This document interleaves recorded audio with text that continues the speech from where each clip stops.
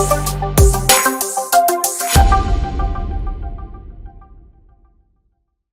a gente está aqui hoje, conforme a gente tinha combinado com o Roberto, para fazer esse atendimento mais direto aqui em cada reunião de aposentados, mas hoje a parte trabalhista a gente consegue sequer acessar o site, né, porque está fora do ar. Você entra no PJE, que é o processo judicial eletrônico que está relacionado ao Justiça do Trabalho, quando você entra está fora do ar, né, então a gente não consegue nem ver os andamentos dos processos até o dia 12. A partir do dia 13, isso vai estar já liberado, a gente vai conseguir voltar a ver os andamentos. E os prazos vão voltar a correr só a partir do dia 20.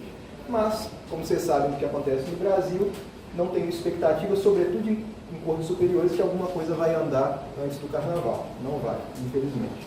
E aí eu já aproveito para responder aqui a professora Margarete, que perguntou sobre a ação do Minuto a Minuto.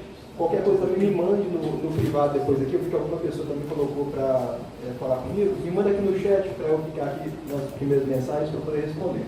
Senhora Margarete, a gente tem um grupo, né, da ação do Minuto a Minuto, que tem todas as pessoas que estão relacionadas à ação do Minuto a Minuto. Tanto as que já receberam, né, por conta da decisão que aconteceu, antecipando o valor de 209 pessoas que a Petrobras concordava, quanto aquelas ainda que estão na expectativa de o processo avançar e a gente conseguir uma decisão favorável no processo. Então, esse processo está sendo acompanhado de perto. A gente tem feito diligências no tribunal, quando está na primeira instância, na vara, agora está na segunda instância no tribunal, só que também está relacionado ao prazo judiciário. Então, a movimentação, se a senhora tiver no grupo, depois eu vou verificar, se não me manda uma mensagem no meu privado que eu incluo a senhora no grupo. A última movimentação que tinha acontecido foi o quê? A manifestação do Ministério Público do Trabalho, na segunda instância, dizendo que ele não tem interesse em se manifestar nesse processo, em acompanhar esse processo, e ficou para o desembargador dar o voto, né, e vai pautar uma audiência para decidir isso na turma.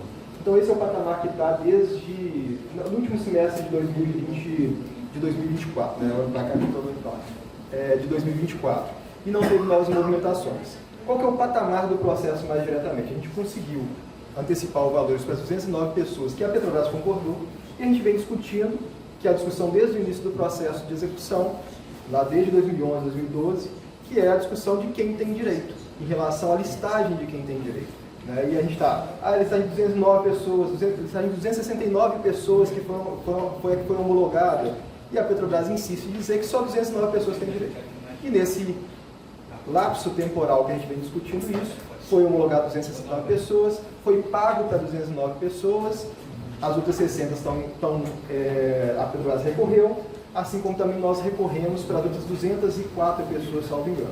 E está nesse patamar. Então, qual que é o momento atual? É um processo que está em fase de execução, não dá para se fazer execuções individuais a partir disso, porque o prazo para fazer isso também já passou, já faz muito tempo, e a gente está fazendo toda a movimentação jurídica necessária para quê? Para ter uma decisão favorável em segunda instância, dado que na primeira instância, embora tenha tido uma decisão favorável, mandando incluir as pessoas, essa decisão não foi efetivada. Tá certo? Então, esse é o patamar, é complicado. Depois, se quiser, pode me mandar uma mensagem que eu detalhe melhor isso, ou então pergunta aqui que eu tento detalhar melhor. Então, isso em relação à ação da militância que foi perguntado aqui. Nós não vamos entrar muito em detalhe das outras ações coletivas, por quê? Porque nesse momento, é o que eu disse, né? Assim, está no recesso, não teve evolução da última reunião de aposentados ocorrida, da penúltima reunião de aposentados ocorrida em novembro para cá, não teve grandes variações nos processos coletivos do sindicato. E a gente vem fazendo as execuções das ações individuais, vem fazendo os processos individuais das ações de imposto de renda sobre PED, que eu vou deixar para a Karine e Bruno darem um informe aí mais direto, e de outros temas também que estão se desdobrando no próprio vídeo. Esse ano a gente vai tentar fazer, né, um aprofundamento das questões relacionadas à Previdência, PEPs, tentar dar uma avançada nessas pautas. Como eu sempre informo, a gente está com um escritório em Brasília e tem feito as diligências em Brasília, isso tem resultado numa movimentação maior dos processos que ficavam, entre aspas, parados lá.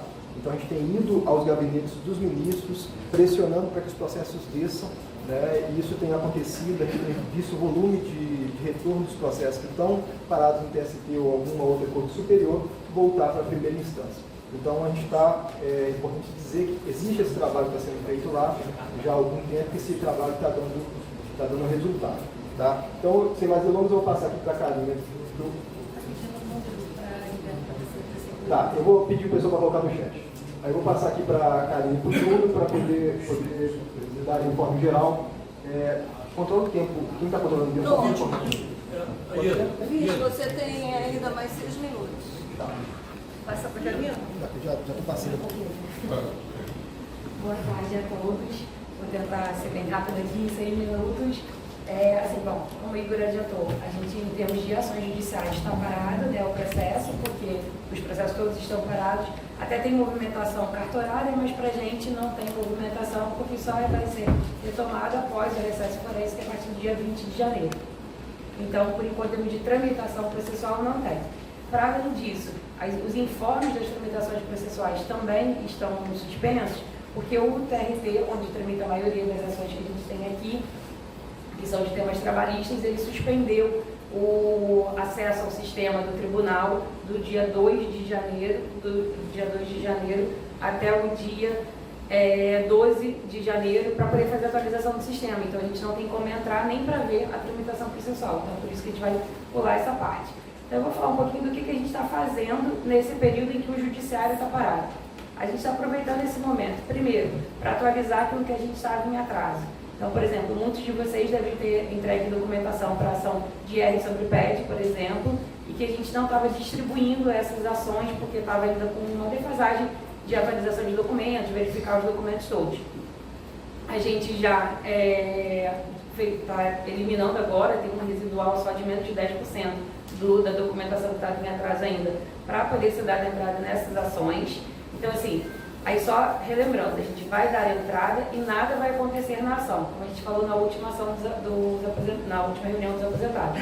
Por que isso? Porque todas as ações estão suspensas para deliberação do STJ. Mas, como a gente não sabe a decisão que vai vir do STJ para efeitos de modulação daqueles efeitos, ou seja, aquilo vai valer para quem? Para quem tem distribuição? Para quem ainda não distribuiu a ação? A gente não sabe. Então, para não correr o risco, a gente está distribuindo todas as ações.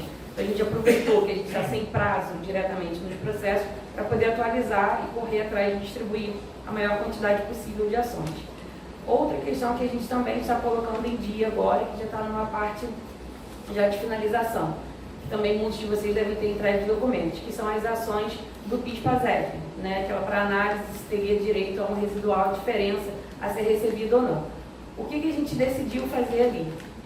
Quem teve a oportunidade de pegar os extratos, né, junto ao Banco do Brasil, sobretudo, vai ver que as informações ali são bem limitadas, não dá para identificar muita coisa daquilo dali.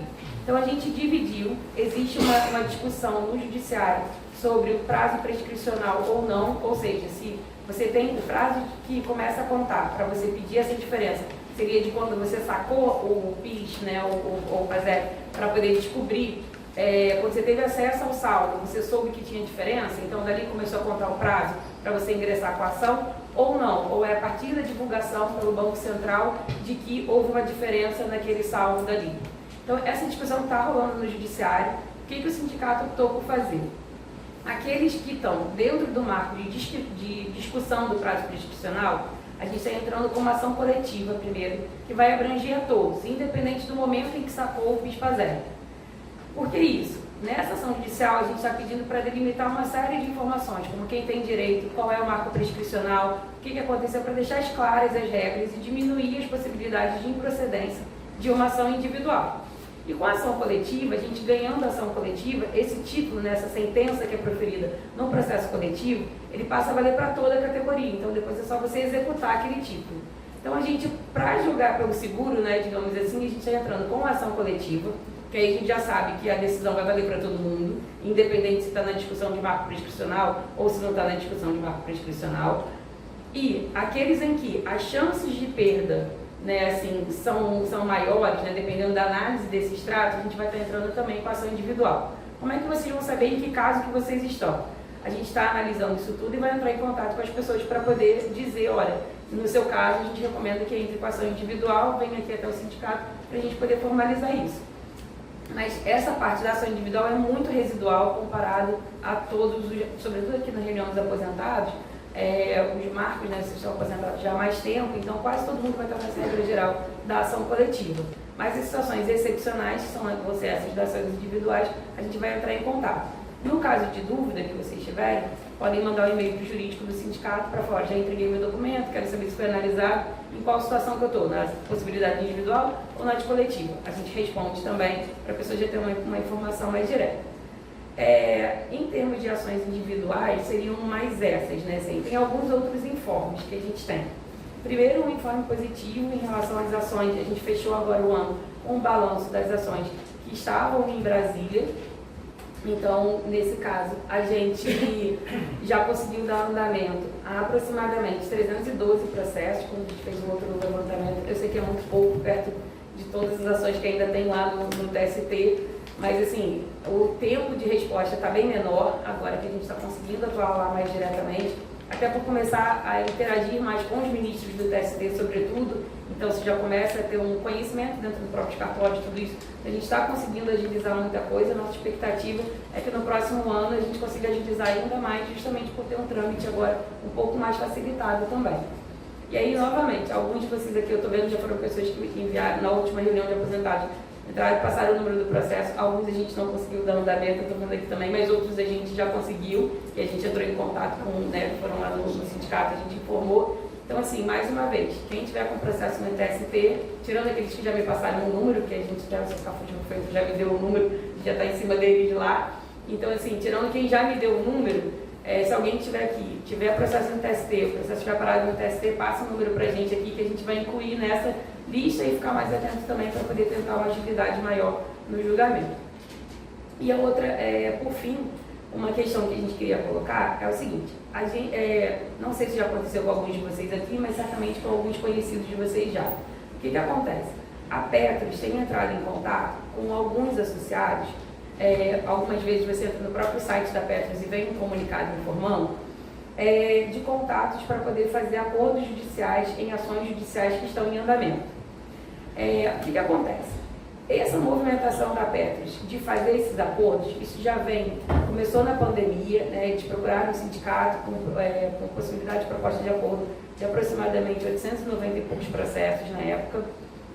E eles começaram com a diferença que eles ofereciam no acordo era muito baixa. Eles ofereciam pagar, via de regras, 40% do que a pessoa tinha direito.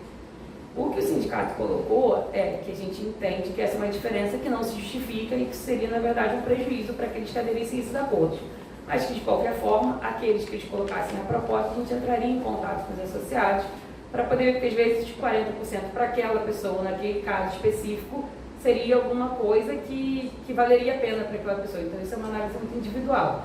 A gente entrou em contato com essas pessoas, informamos a nossa avaliação jurídica, né, de que a gente entendia que aquilo não era o melhor para o associado, e salvo só em 3 casos não foram feitos acordos. Eram situações bastante específicas de pessoas que estavam com doença já num estado bastante avançado, grave, então optaram por receber aquele valor dentro da situação de vida que estavam naquele momento.